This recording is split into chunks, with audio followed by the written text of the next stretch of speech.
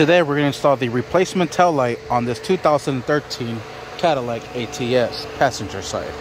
Alright, here is the bottom clip. This clip is going to clip right into the bumper. So we're going to go ahead and bring it in at an angle and slide it underneath. Let me go ahead and use both hands. Alright, and there it is, fits like a glove. Now we're going to go ahead and put in these 3 bolts that are sticking out right into the holes where they need to go into. Well, there should be something here, so you could tie this down right here, but this one does not. It's broken off. It's not new, but it's new to me, if that makes any sense. But we're just gonna go ahead and put that in there just because that's where it goes. Next thing we're gonna do is gonna go ahead and put in the 3 nuts that go in this other side, and that's what's gonna hold it down. This one will be Torx 20 and these will be 8mm. And let's go ahead and secure all these down.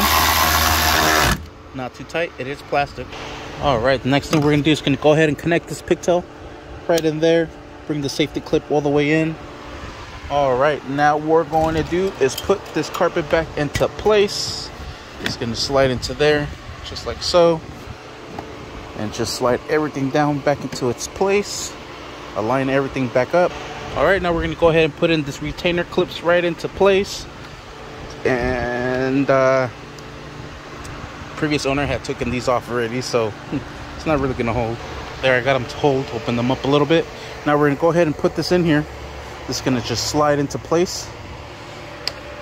Just make sure you have everything nice and lined up. It's gonna go right into these little plastic trim.